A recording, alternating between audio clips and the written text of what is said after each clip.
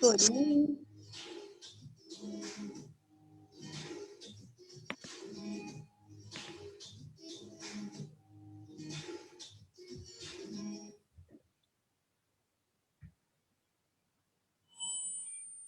Good morning. Just a moment, just a moment. Good morning, Shane.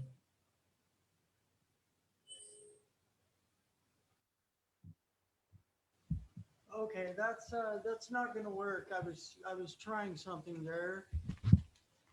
Good What's not morning, going to... Georgina. Pardon? Good morning. Good morning. How are you? Well, it's morning here anyway. I'm doing phenomenal. That's awesome. It's Yeah. morning here. It's what?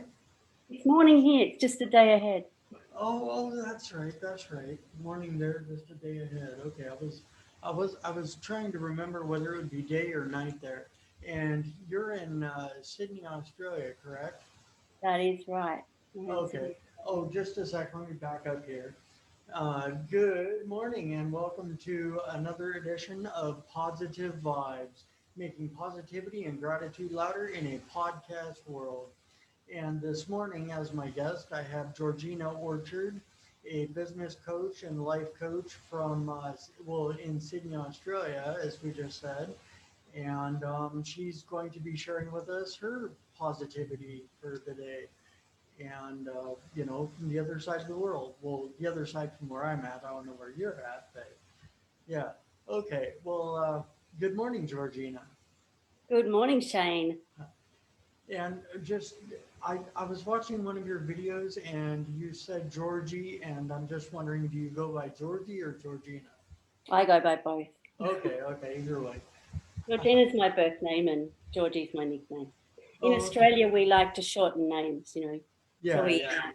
and it's better than getting George because I prefer Georgie over George. Yeah. Yeah. George does have more of a man sort of vibe to it. Yeah. I'm a kind of feminine energy, so Yeah. I need the Exactly. Exactly. Georgie. Yeah. Exactly. Um, okay, well, yeah, I had just I had my I had all the specific questions. I had Awesome. those typed out in the message I sent you, but I forgot to write them each down here. But I took some notes. Um, okay, now I was reading on your Facebook profile, you're head business coach and CEO at Design the Rest of Your Life Coaching. What That's right. now? What all does that entail? Uh, Head business coach and head coach means that I'm the boss, Yeah. but it's I'm a coach, which means that I um, help people move forward in life. I business coach in terms of helping businesses or helping individuals who are in business um, uh, work out why they're in business and what they actually want, and then helping them get from A to B. So basically, if they're a business and they're um, got consistent income but they want to grow, um, helping health practitioners kind of look at a success mindset, um, helping you know people save time. A lot of people get a bit overwhelmed when they get into business because there's so many hats that you have to wear. So, for example, you get in there because you actually love doing what you're doing, and people have said to you, "Oh, why don't you make a business out of that?"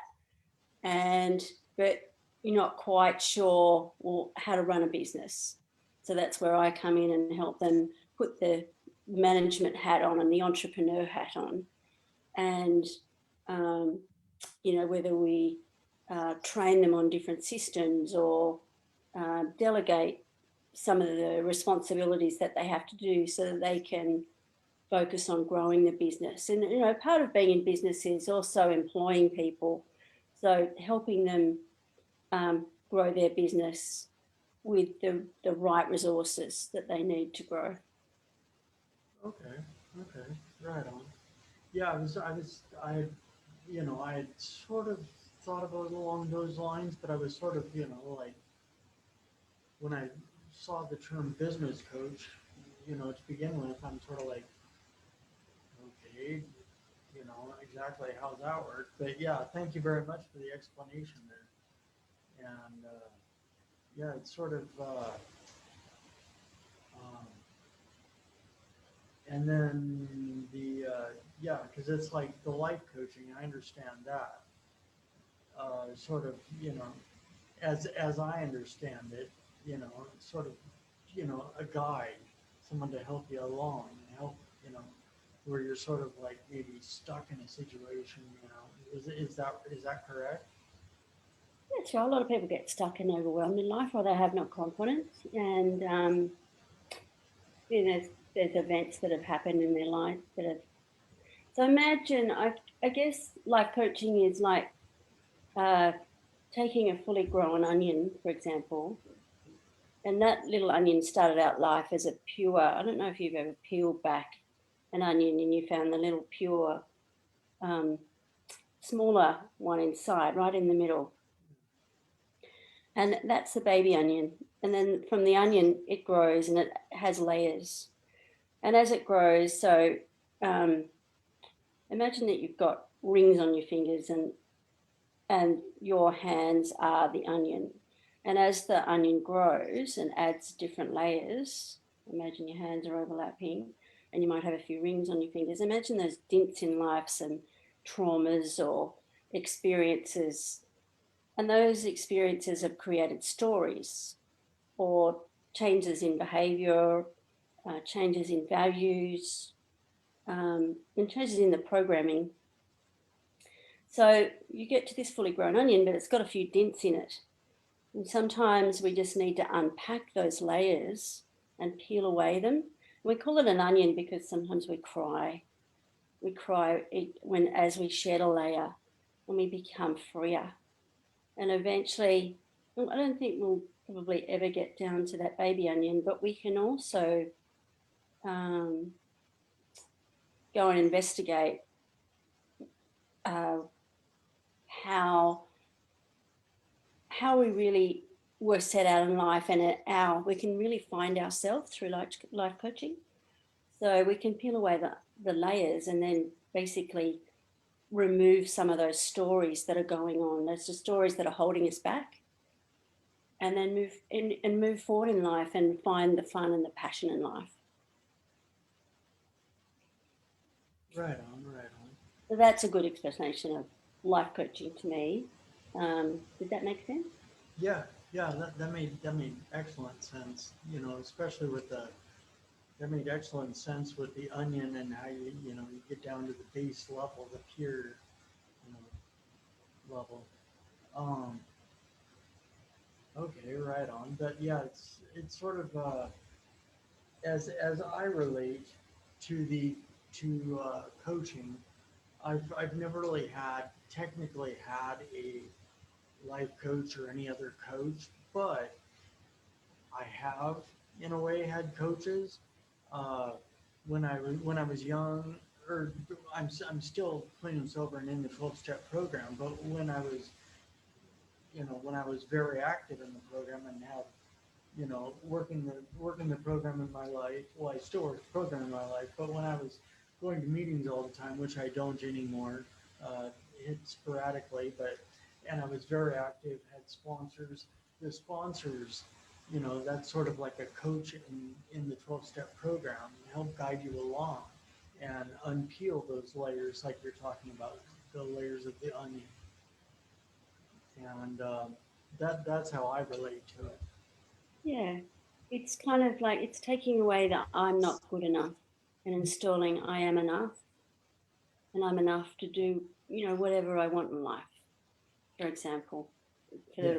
for the person that's maybe had that stripped away through experiences or um, yeah, it's mainly experiences in life, and sometimes a lot of our values come from where we grew up. What we call is like the container that we grew up in, for example, whether that be a really strong Christian household or a non-Christian household, for example. or do we grow up in a very entrepreneurial kind of household that sort of moved out of that has the foundations of a lot of the Christian upbringing, and then has kind of moved along, or it's, they've grown up in a more, what we could sense in a hippie or a green, more of a green household that's very all about saving the planet. That, there's different stages that we go through. Yeah. Right on. Yeah, there's a lot of different stages and changes in life, and you know things go on and alters the course of a life or whatever. It's like just reflecting way back to when I was 11, and had my traumatic brain injury. Before that, I was a freaking genius, and probably going to be going to college and university, and get a PhD in something or other. I don't know, but that's where the outlook was before my brain injury. And heck, one of my goals, one of my wannabe, just far out there goals and dreams in life was to be an astronaut and fly in space with them. And it's like after my brain injury, it's like, well, that altered the course of that, and that wasn't going to happen anymore.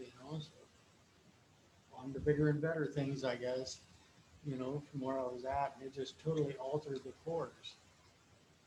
And but it's like got to peel back the layers and get to the core again, and start over. The body is designed to heal as well. Yeah. So there is an element of life coaching. For example, I'm a neuro-linguistic programmer master, and sometimes when our body is in pain or hurting, or there's something going wrong, it's the body trying to communicate what it needs. But really, most of our society really aren't in tune with how our brain and our mind and our body connect. So if we're given the right resources, or the body's given the right resources, it can heal. So there's another element to sort of life coaching. A lot of practitioners are actually taking on board now. There's some processes that you can go through to start to heal parts of your body. But you have to be really open to it. You have to, it's really, I don't know if you've heard when you were younger, my mum always said to me, there's mind over matter. So, until sometimes we hurt ourselves, but until we know that we're hurt, it doesn't hurt. Do you know what I mean? Yeah. And the same with, you look at the Aboriginal culture here, they have some of them have a long old culture where they would, if they had decided that someone had done the wrong thing in society, in their Aboriginal society, and this is a long time ago, that they would point the bone at that person, and that meant that person was to die, and that person believed in that, so they basically would die, and they would physically die. And in that, when we tell our bodies things, we actually during life, we actually give our body messages. We give our brain messages, and some of those messages, they're actually limiting beliefs. So we limit ourselves. And if we knew that, if a lot of people knew that, and actually, that there's an amazing writer, Louise Hay, and I believe she's American, and she has a body called Heal. She has a book called Heal, and it's all about that the mind can heal itself, and the mind body connection and healing the body, which is very much how I operate as well. So what you tell yourself helps you in life and moves you forward in life. And it affects your confidence. It affects your ability to do things. You know, your ability to speak, or your ability to um, bring that sort of powerful message. You notice a lot of people who have a lot of self-confidence issues can't really speak. They don't feel like they can speak. But once they discover that self-confidence, and whether it might be some self-confidence they had when they were young, or it might be a reference from someone else's self-confidence, they speak up. And a lot of those people actually become, funnily enough, life coaches, because they've had that experience, being able to move forward in life, and they want to help others. Right on. Very cool. Yeah, um, yeah, that's I. One thing I've thought about from time to time is, uh, getting in coaching of some sort, because people say I'm very inspirational, motivational, and um, it's like I love helping people. Yesterday I was on my run, and I got about a mile and a half into it, and ran into this family that was lost. I don't know why, but at Point Defiance Park here in Tacoma, I'm always running into people that are lost and, needing help, and they always come just gravitate toward me and ask me the way, and so I show them the way or point them out the right way. But yeah, it's like, anyway, I helped this family get on their way, walked with them for a couple, for about another mile their, until they got on the right direction, and, went on my merry way. But it's like, that's been happening more and more lately, just helping people out and guiding them. And I don't know where that's going, but yeah. It's interesting, the people that we attract, generally it's some of the stuff that we're projecting. And maybe at some point you've been lost and now you're found, and so you're leading the way for others. Hmm. That's a You're a very leader. cool way to look at it. Yeah, Hmm. you're a leader in society, Right on. That's helping to guide others. very good, very nice perspective. I hadn't thought about it that way. Hmm. But oh So, yeah, and I did want to note, I don't know what's up with my camera today, so that's why I'm not on there, up on the screen. Uh, it was going on the other window, and then when I opened this one, it said that the camera wouldn't connect, so I don't know what's going on. But what computer system are you on? what's that? What computer system are you on? I don't know what kind of system it is. It's just the big one here in the radio station. Oh, okay. Yeah, sometimes there's probably it's probably not plugged in properly, or you need to, with your preferences up the top in your sound and camera preferences in Zoom. It just needs to, it's the video in there. You can select it. I think there's a little icon as well. Up the, I've got an Apple, so up the top it's got video settings. Let's see.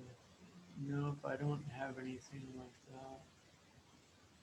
I think it's on your login on the setup. Yeah, probably. I'm one But of these people that has a big technological kind of background.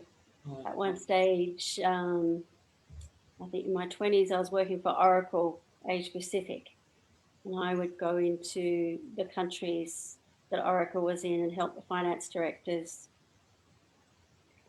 set up their systems and get all their accounting sort of sorted, so that because we used to do a lot of forecasting and budgeting, and that's very important in business, no matter how big the business is.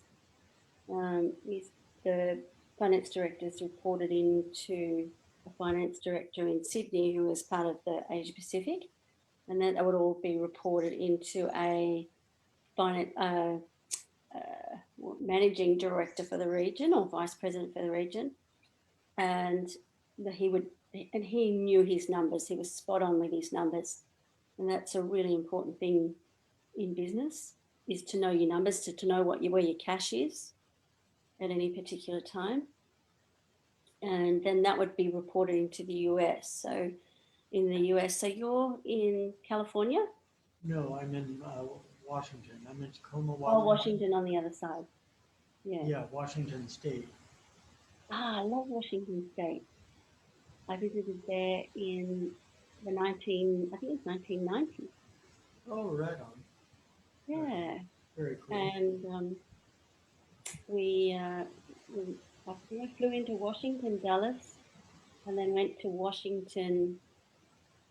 Well, I flew up to New York and Buffalo, had a look at Niagara Falls, and then came back down. And we visited Washington, which was really interesting. Right on. Walking, but it was time when the first Iraqi war was on, or ending. Oh, okay, yeah.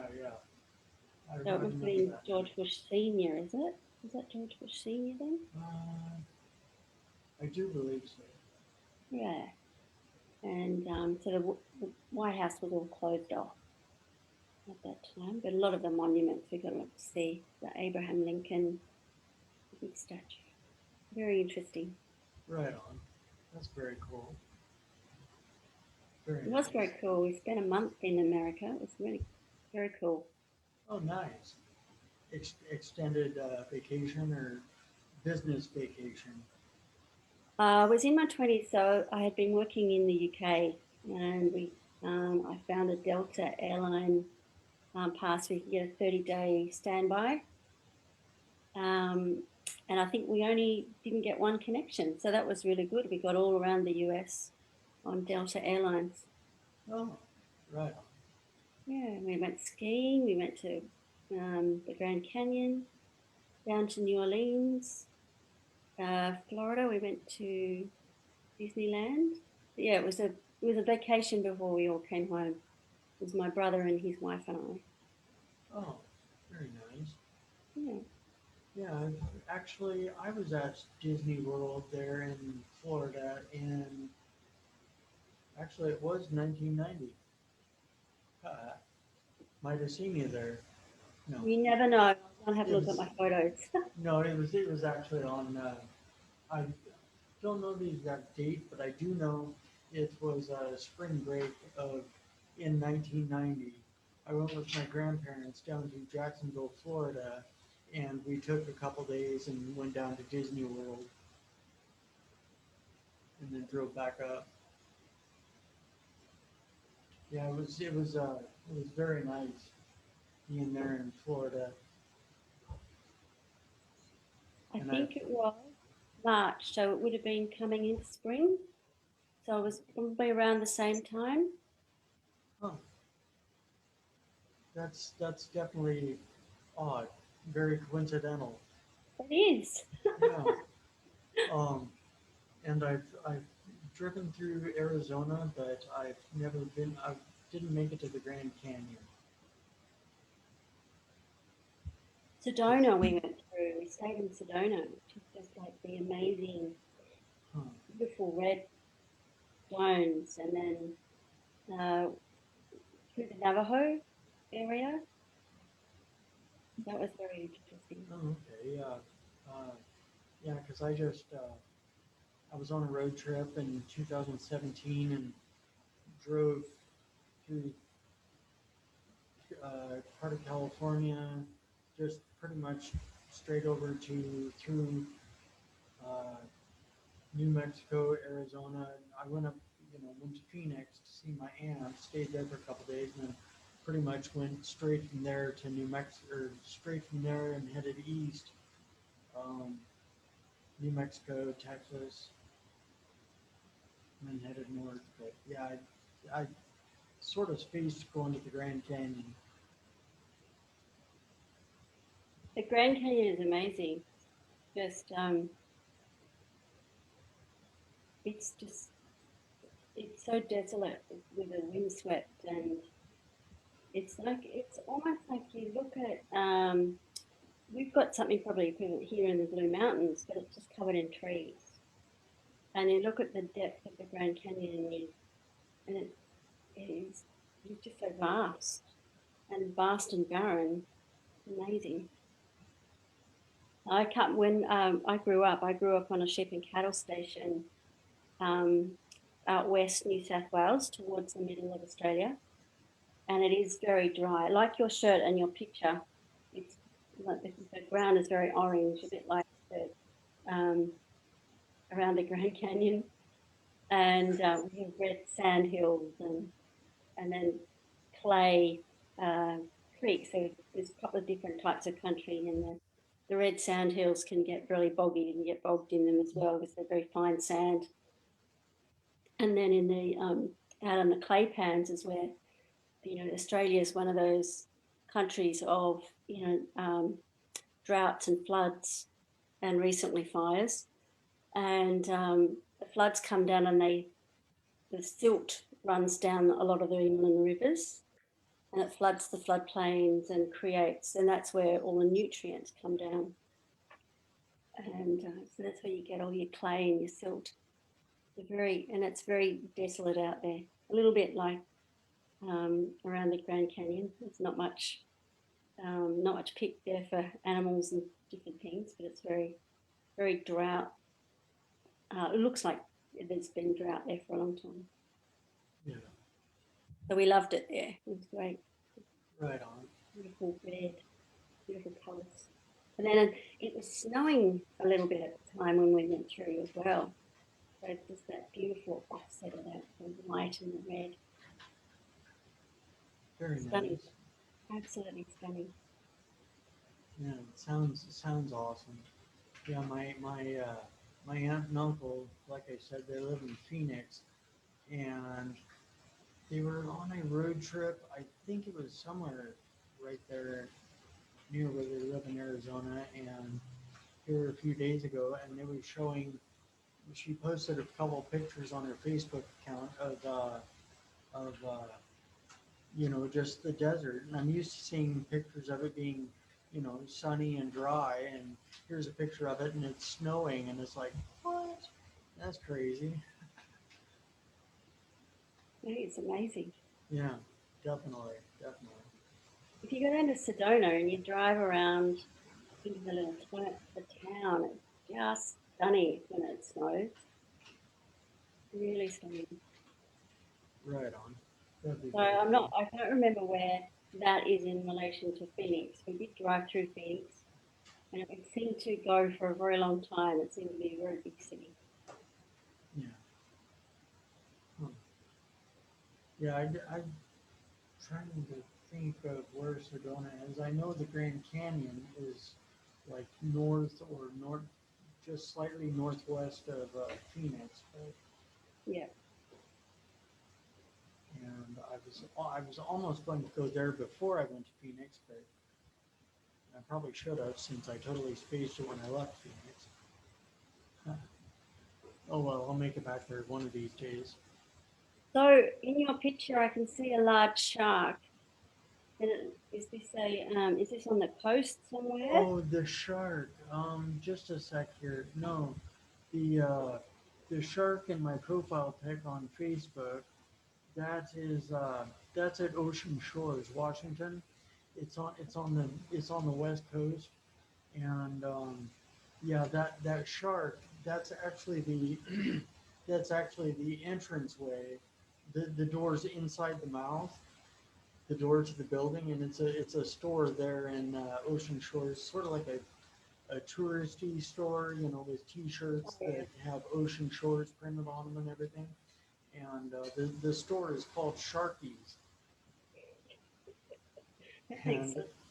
yeah, it's very very cool little store. But yeah, it's like Um, I'm always seeing friends and just other lots of people uh, post pictures whenever they go to ocean shores, standing in front of the shark's mouth. So my profile picture there, I was down in ocean shores here a few weeks ago, and I thought about it, and I was gonna get a selfie. I was gonna set up my phone and get a selfie in front of the doors like everyone else does, and I'm like, why do that? I want a picture from this side angle, with their shark's mouth, to the side like that profile shot. Yeah, it makes you look, because you're thinking, yeah, that's a shark. Yes, that's a shark. Yeah, yeah. It's like I just posted a picture on a post a couple days ago, maybe yesterday or the day before. Posted a picture. I took a selfie standing in front of a camel that was Right. on a field that was on the course of a half marathon I ran, and the camel's doing the same thing. Just happened to have his mouth open and looking toward me like that. Bit of a theme. How did you go in your half marathon?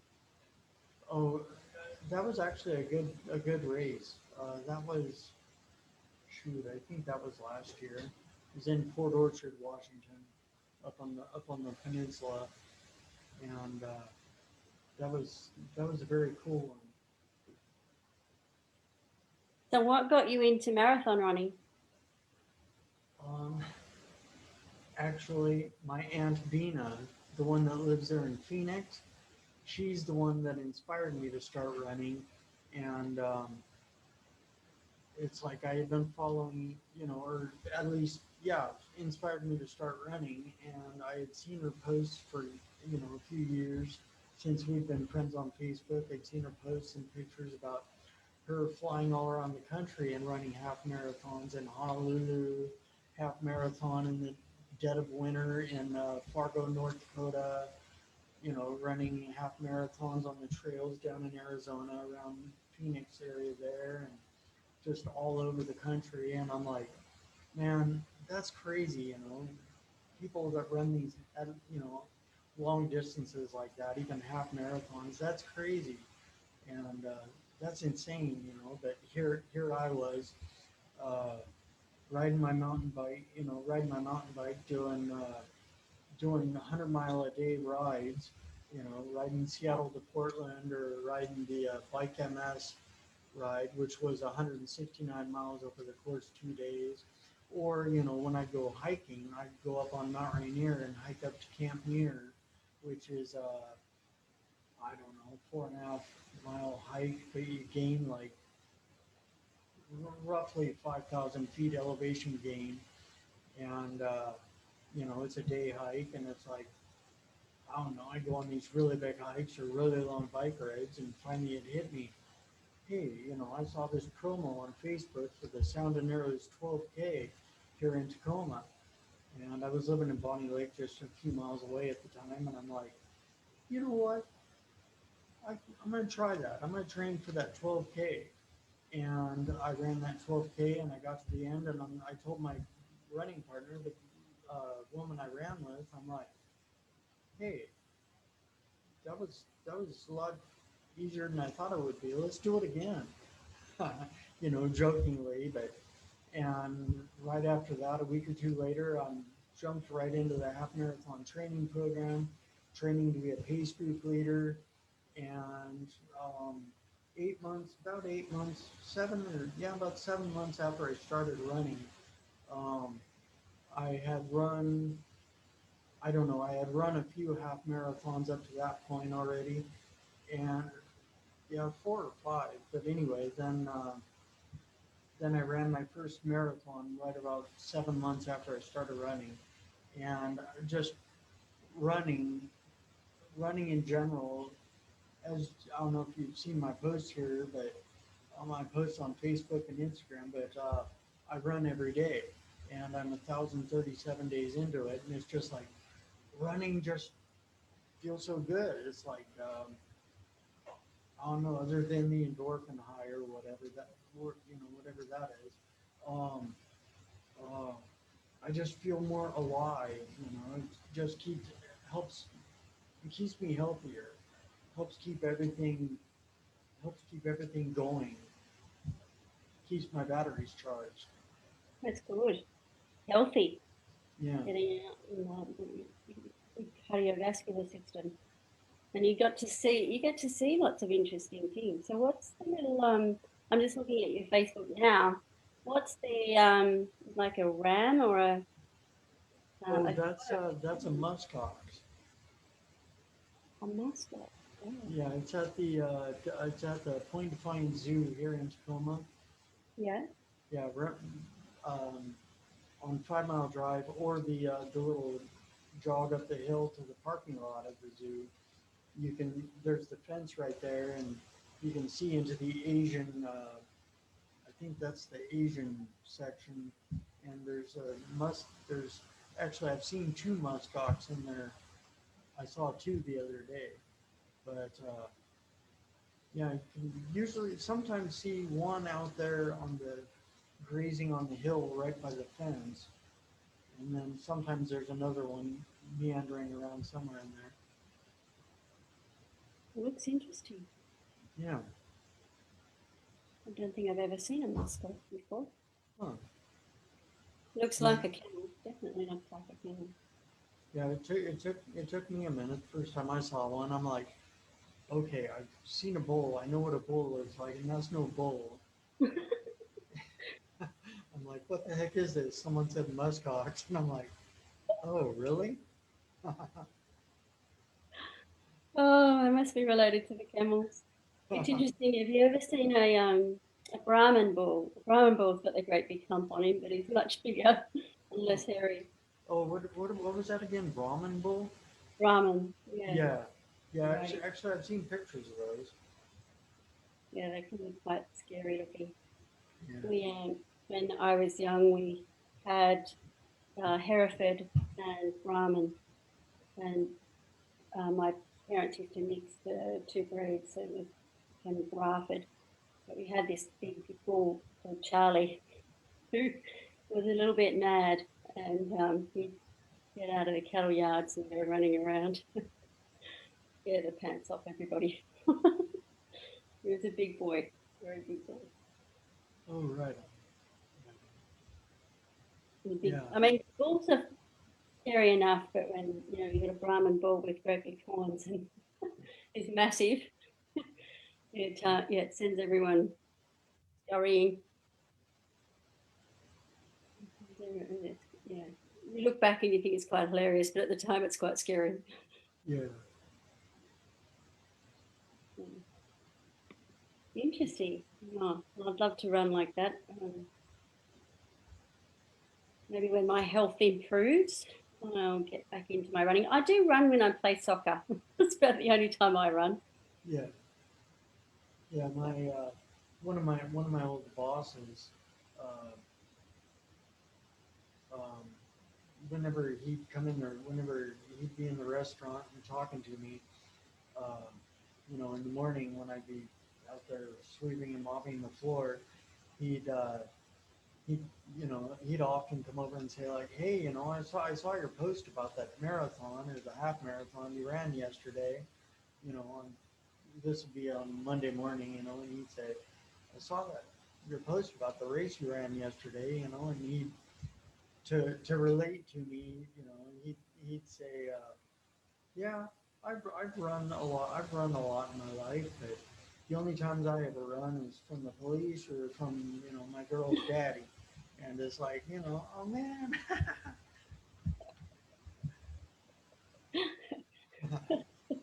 That's a different life, that one, Yeah, running from yeah. I'm like if that's the way you want to be, okay, go for it. yeah. But Good influences, and then you can have influences. It's yes, it's the top five people around you that influence you. yeah, yeah, exactly. Well, it's like as a matter of fact, I just shared this right before my show, a little bit before my show. I shared this post or picture that Gary Vee put up on Instagram, and it's a picture of his. It's a picture of an earpod case with the two earpods sitting off to the side. And on the earpod case, he has written on there, it's something about what you watch and who you listen to, are what you become. Something to that effect, and it's like, it's I can vouch for that one exactly. The people you hang out with, that's who you're, that's watch the people you hang out with because that's who you're gonna end up like. That's right. That's Yeah. exactly right. So it's And like that's why when, sometimes removing yourself from the container that you grew up in for some people is actually a really good thing. When you start living at course for your own life and live your own values, sometimes we adopt others' beliefs and values. So if we can step out of that and realize what we really want in life, and it's not, you can be a mother, you can be a father, you can be well, depending on the gender, um, being, you can be a policeman, or you can be a coach. But it's kind of like, well, what do you actually want from life, and what are the values that you really want to instill for yourself? And and you can say that you kind of live those values, but it's when you step into that and start owning it and start living those values. For example, um, having some work-life balance, for example, and start living that and putting things in place where you can spend more time with your family, get out and lift yourself up, lift your own self up with the passions that you have in life. For example, my passion is photography and getting out in nature and being around the green and down near the water and things like that, and horse riding, funnily enough. And I grew up having lots of horses, but as I grew older, I kind of went to areas that lived in areas where I really couldn't have a horse without the great expense. So it's for the next part of my life is kind of like, well, how can I make that happen again? What do I need to put in place, or what steps do I need to put in place in order to start living a lot of my values? Um, and then coaching is kind of like helping people do that too in life, because it's not about the money that you're going to take with you when you die. It's actually about how passionately you enjoyed life as you went through it. You get one life, so it's living that to the fullest. yeah, definitely living to the fullest. It's that's the point, you know, that's the point of it all. Um, it's like I've said before when I first went with Brendan Burchard, when I first, I watched Brendan Burchard's promo for his Experts Academy, and he said he was saying there, that everyone's an expert in one thing or another, and you can always write a book about it. That's one thing you can do.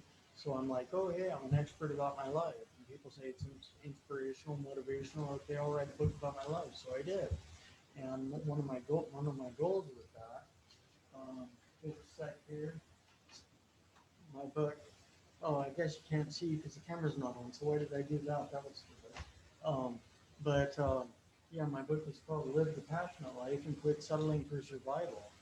And it's my life story up until 2000, the end of 2015 anyway. But it's like one of my goals with that was to write this autobiography, and it was gonna be, make $1 million, and I was gonna be rich off it and help people at the same time, and it was gonna be so cool. And yeah, I don't even know. I made maybe a couple hundred off it, and that's not even, that's a couple $100 total, not profit. But yeah, it's like, just helping people by sharing my story and relating with them, and all my other, the other media that I've gotten into since then, social media, YouTube, and now that I'm here at the radio station, a radio show, and you know, talking with guests and sharing positivity with the world. And you know, it's like that's what it's more about now. You know, it's gotten away from making that $1 million and calling it quits or whatever. Not calling it quits, but that $1 million is no longer the goal.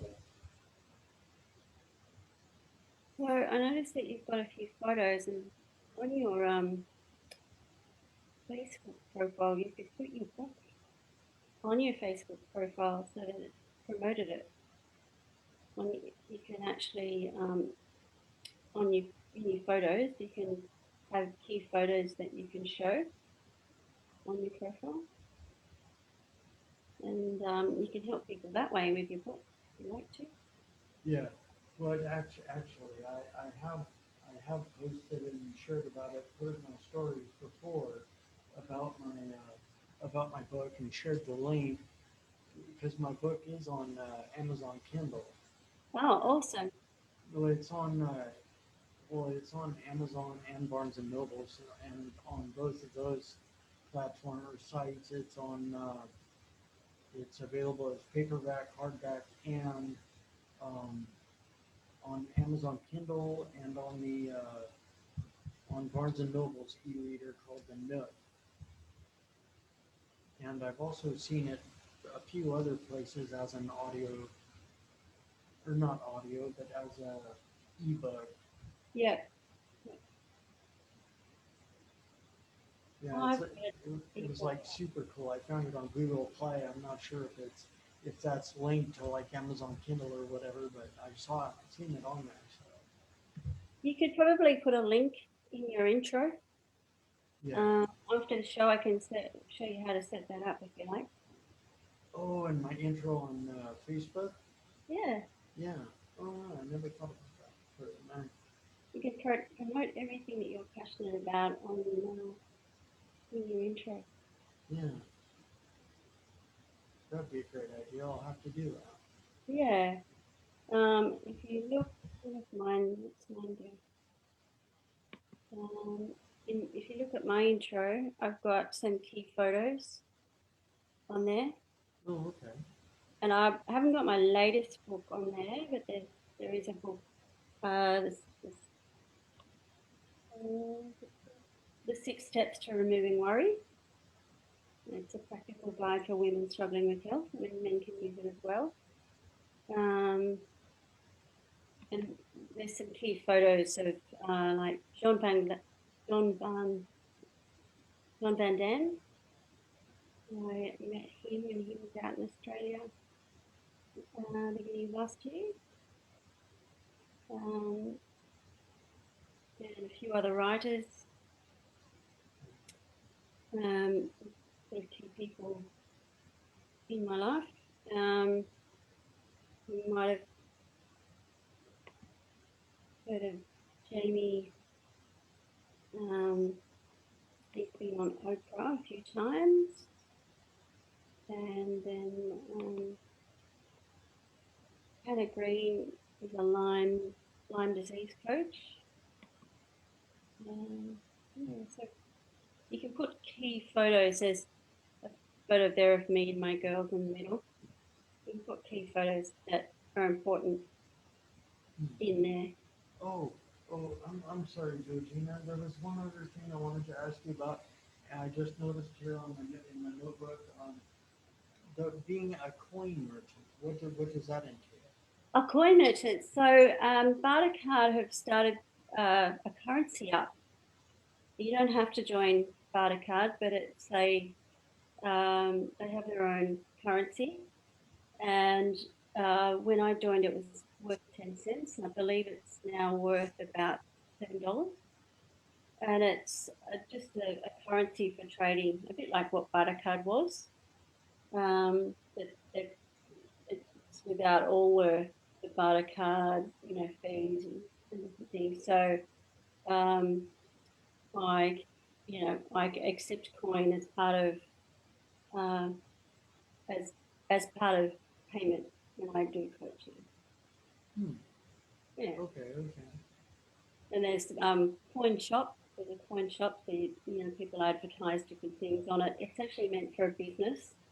So I think it's really only been going for about a year, and as it goes along, there'll be more merchants on there um, doing business with coin.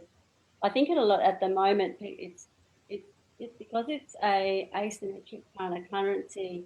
People are trying to get more of it, so you can buy it in I think 2,500, 500, and 7,500 installments, and I'm not sure if it's overseas, but it's definitely here in Australia. So, um, yeah, it's a currency.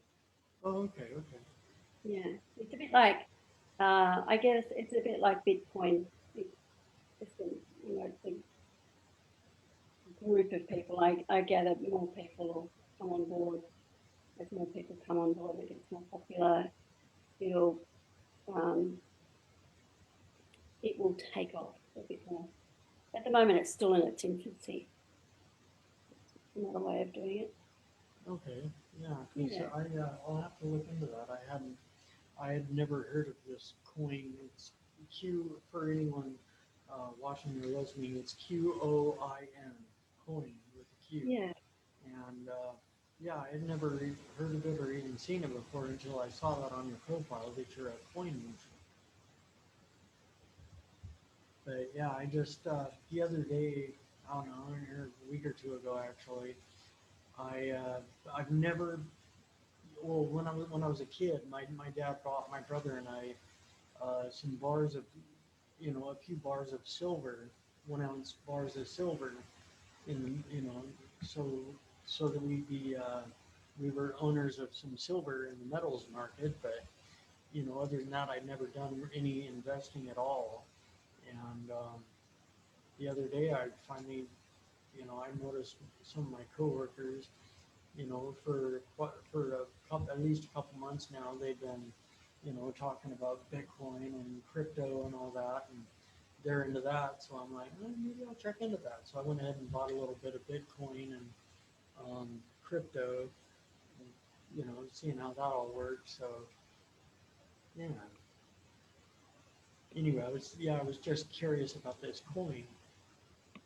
Yeah, it's like another currency. If you bought Bitcoin, it was good, and if you bought silver as well, silver's doing very well at the moment, so that was a good investment. Mm. Um, Gold probably has been languishing a little bit at the moment because I think there's so much stimulus with money being put into the um, economy. I think they sort of print money to try and get the economy started. It's yeah, good investment actually. And Bitcoin's going up again. So yeah, I think I know it's really hard on investors at the moment because interest rates are so low. So the traditional term deposit for people is really not a viable option. It's not going to bring them much money. But investing in growth assets like Bitcoin and silver are a good idea. Right. Yeah, I was talking to one of the guys at work, and we're talking to him about the Bitcoin, and he was saying, yeah, it's down right now. So if you want to get it. And I did, and it's like then it was going down for a few more days. I'm like, is this good or not? And then it starts coming back up. I'm like, okay, cool. But Yeah, buy the dips. yeah, yeah, and I know it's just like it's roller coaster, just like life or anything else, ups and downs. But Yeah, there's some pretty high profile people that have just bought into Bitcoin. So yeah, it's really lifting the profile of Bitcoin, yeah, which is sort good. sort of almost kicking myself in the butt for years ago when I saw Bitcoin first coming out. It's like I don't know, maybe I'll get some, but yeah, I don't want to lose it all, and I don't want to lose whatever I put into this because it's a new thing. I don't know how it's going, and then I just sort of spaced it for until here recently, and it's like, oh my gosh, look at that now, you know. Well, you can be lucky. I mean, that could be lucky, it could have been unlucky. You know what I mean? Yeah, yeah, Um, yeah, you know, exactly. sometimes the best time is to actually wait for the second wave Yeah, until you know that there's more support behind something. So when it, um, in technical terms, there's when you look at shares, for example, there's a couple of technical indicators, and one's called a relative strength indicator. And sometimes, and I think now is the time when it's kind of probably about that 55% mark is time a really good time to buy in. Um, and sometimes we're all we're all geared differently. Sometimes we all have a different, for example, buying strategy. Um, it's, it takes some of us, 10 times before we see something and we get a bit more of an idea about it before we actually buy in. And then there's the people that are the sort of, I guess, more probably, what I say, probably more entrepreneurial flair that go in and they look at startups and they get into things and they take very big risks. But if you're not a big risk taker, it's better to go in at that level where you can see enough support for the product that you get into an investment if you've got a safe investment strategy. So, we all have different risk profiles in terms of our investment strategy. And it's the same in business, really. People will go into, so they have a better appetite for risk. So they'll go into something that's a more risky venture versus something that's a little bit safer. yeah, yeah. It's like I was tempted to put double or triple what I put into Bitcoin and crypto. I was tempted to put, even more into it, but I'm like, benefit versus risk. If this is gone, then it'll be hard to get by. So I guess I'll keep that, but I will still invest. So, it's like instead of investing 4 or 5, I only invested one. Figured I'd play it safe for now and see how that does. Hmm. You don't want to put all your cookies in one jar. Yeah, exactly, exactly. Hmm. I put one cookie in one jar and one in the other, and we'll see how those do. Later on, maybe I'll put some more cookies in different jars. Yeah, that's true. We can put a little bit more in one and balance it out, Yeah, balance your risk profile, balance your risk portfolio.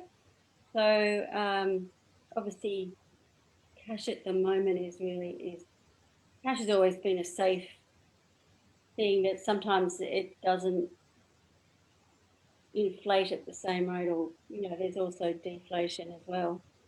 There's safer assets than other things. Like, for example, uh, forex trading is kind of a risky kind of way to invest. But then yeah, if you had that, you want to balance it out with something that's um, safer. For example, um, term deposits or things like that. Your money won't grow as fast. It doesn't have the risk, but it's got that safe side of it. right on. All right. Well, yeah, this has been a very cool episode talking about coaching and finance and investing and you know, life coaching and life in general and being passionate and yeah, very cool. And I'm just so excited, Georgina, that we were able to have this. You were able to come on my show today and do this episode. I was excited too, Shane. I not very often I get up at 1 in the morning to jump on an interview. So thank you very much for having me. Namaste. Namaste. Very cool. Um, All right. Well, yeah, just thank you very much for coming on. And oh yeah, yeah. Before I forget, if you want to, do you want to leave your contact info for viewers and listeners? Yep, I'm at, my email is info at designtherestofyourlifecoaching.com. And it's all kind of one word. It's a big long one word. My other contact info is I'm on Facebook. I'm also on Instagram. So on Facebook, Georgina Orchard. I look like I kind of do now. Probably a lot more makeup and hair all poofy. And on Instagram, I'm Georgina Orchard Business Coaching. And I'm also on LinkedIn. So you Okay. can find me on LinkedIn. Right on. Yeah, I'll make a point of trying to remember. I'll write that down right now, but I'll make a point of tagging you in the when I post this, when I post about this episode. But yeah, I'll put all your contact info on there. I can add it And into the comments of your post if you like. yeah, yeah, and tag you in there and get that all done. So, yeah, I just want to say thank you very much for coming on and another episode of Positive Vibes. And thank you all for, watching the show or listening. And I hope, just remember, as always, stay kind, optimistic, and grateful, and have a phenomenal day and a phenomenal week. And I'll see you next Sunday at 8 a.m. on VT Radio Universal.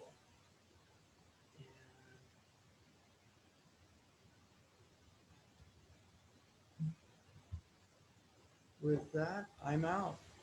Later. Thank you.